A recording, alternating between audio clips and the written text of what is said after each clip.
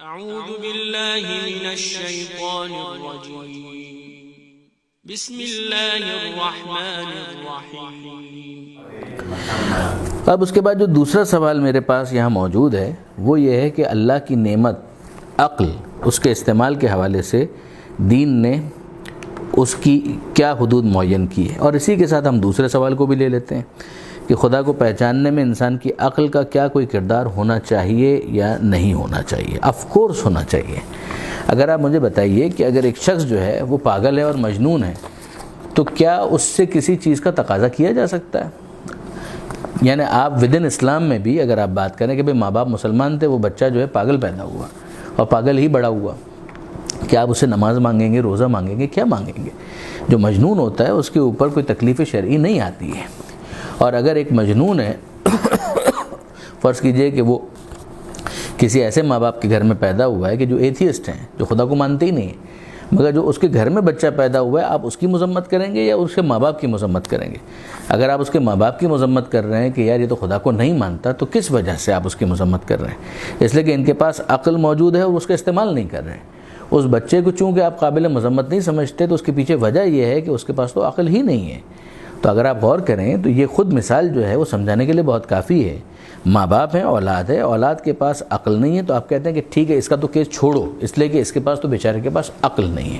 مگر جو ماں باپ ہیں وہ اگر ایتھیسٹ ہے تو ہم کہتے ہیں کہ یہ خدا کو نہیں مانتے، دیکھو کیسی حیرت کی بات ہے۔ تو کیا حیرت کی بات ہے؟ اس کے اور اس کے درمیان کیا فرق ہے؟ فرق یہ ہے کہ ان کے پاس عقل ہے اور وہ عقل استعمال نہیں کر رہے۔ اگر آپ غور کریں تو بنیادی طور پر انسان کی عقل ہے کہ جو اسے اس بات کی طرف متوجہ کرتی ہے کہ مجھے اس کائنات کے پیچھے دیکھنا چاہیے کہ اس کا پیدا کرنے والا کون ہے۔ یہ ساری سوچ جو آئے گی وہ صاحب عقل ہی کے پاس آئے گی۔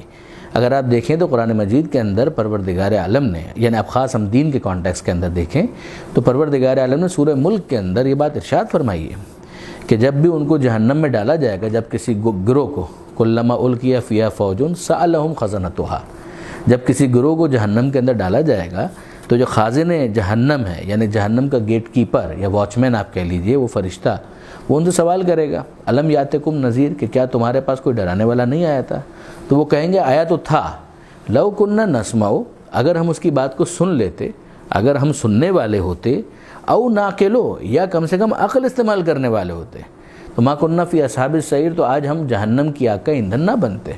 اگر آپ غور کریں یہ او کے ساتھ کیا، یا یہ کرتے یا یہ کرتے، یعنی ہم عقل بھی استعمال کرتے تو ہمیں سمجھ میں آ جاتا کہ کوئی خالق ہے، کوئی مالک ہے، کوئی پیدا کرنے والا ہے، تو ہم جستجو کرتے۔ اور اگر فرض کیجئے کہ ہماری عقل ڈورمنٹ ہو چکی تھی اور ہم اتنا زیادہ دنیا کے اندر الجھے ہوئے تھے، تو یہ تو ریمائنڈر دینے والا، ایک جگانے والا آیا ہوا تھا، اس نے اگر ہمیں بیدار کیا تو ہم پھر بھی بیدار ہونے کے لیے تیار نہ ہو، یعنی نہ ہم نے اس کی سنی باہر سے، نہ ہم نے اپنی سنی اندر سے۔ جو اندر کی آواز تھی عقل کے ذریعے سے تھی، جو باہر کی آواز تھی وہ اس ڈرانے والے نبی کی طرف سے، امام کی طرف سے تھی۔ نہ ہم نے اس کی بات سنی، نہ اپنی بات سنی، اندر والی آواز بھی نہیں سنی۔ اگر آپ اصول کافی کے اندر جو پہلا اس کا چیپٹر ہے اس کو دیکھیں تو اس کا نام ہی ہے کتاب العقل والجہل۔ عقل اور جہل سے متعلق جو معصومین کے فرامین ہیں وہ اس کے اندر ڈسکس کیے گئے ہیں۔ اس کے اندر آپ کو یہ فرمان بھی مل جائے گا کہ للہ علی الناس حجتین، حجتاً ظاہرہ و حجتاً باطنہ، کہ اللہ نے دو طرح سے بندوں پر حجت تمام کی ہے، دو طرح کی دلیلیں ہیں خدا کی بندوں کے اوپر، ایک حجت ظاہرہ اور ایک حجت باطنہ۔ اور اس کو اسی طریقے سے بیان کیا گیا کہ جو اندر کا جو معاملہ ہے وہ انسان کی عقل ہے، اور جو باہر سے ہے وہ پروردگار عالم کی طرف سے نبی اور رسول ہیں۔ یعنی کیس یہ ہوتا ہے کہ نبی کو کہا گیا باہر موجود عقل، اور عقل کو کہا گیا اندر موجود رسول۔ یہ بھی تعبیرات استعمال ہوئی ہیں، اگر آپ غور کریں یہ بڑی خوبصورت تعبیرات ہیں جو آپ کو احادیث کی کتابوں کے اندر ملیں گی کہ وہ نبی ہے، رسول ہے، امام ہے، وہ باہر موجود عقل ہے، اور جو انسان کی عقل جو اندر موجود ہے وہ اندر موجود نبی اور رسول اور امام ہے کہ جو اس کو اس بات کی طرف متوجہ کرتے ہیں۔ انصاف کی بات یہ ہے کہ اگر آپ کسی نان مسلم سے جب گفتگو شروع کرتے ہیں تو آپ کا کامن ڈینومینیٹر کیا ہے؟ آپ اس کے سامنے یہ تو کہہ ہی نہیں سکتے کہ یہ قرآن کی آیت ہے اس لیے مانو، آپ یہ تو نہیں کہہ سکتے کہ نہج البلاغہ میں آیا ہے اس لیے مانو، آپ اس سے، اور وہ یہ نہیں کہہ سکتا کہ وہ گیتا کے اندر آیا ہے اس لیے مانو، وہ یہ نہیں کہہ سکتا کہ بائبل کے اندر آیا اس لیے مانو۔ جب آپ اس کے ساتھ بات کرتے ہیں، ڈسکشن کرتے ہیں، تو اس ڈسکشن کی بنیاد کسی کامن ڈینومینیٹر کے اوپر ہوتی ہے، کوئی مشترک ایسا اصول ہو کہ جہاں سے گفتگو شروع ہو سکے۔ وہ عقل کے علاوہ اور کچھ ہو ہی نہیں سکتی۔ جو اللہ کو نہیں مانتا اس سے آپ رسول اللہ کیوں منوا سکیں گے، اور جو رسول اللہ کو نہیں مانتا وہ ولی اللہ کو کیوں مانے گا؟ اسی لیے ایک ترتیب ہمیں نظر آتی ہے، وہ ترتیب اس کی بنیاد عقل ہے۔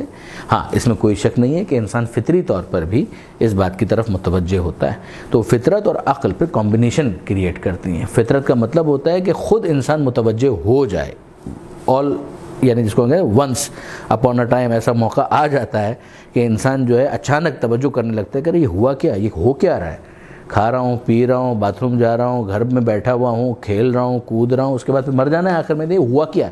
یہ وہ منزل ہے کہ جہاں پر انسان اندر سے اس فطری پکار کو سن لیتا ہے۔ کبھی یہ فطری پکار بہت زیادہ شارپ ہو جاتی ہے۔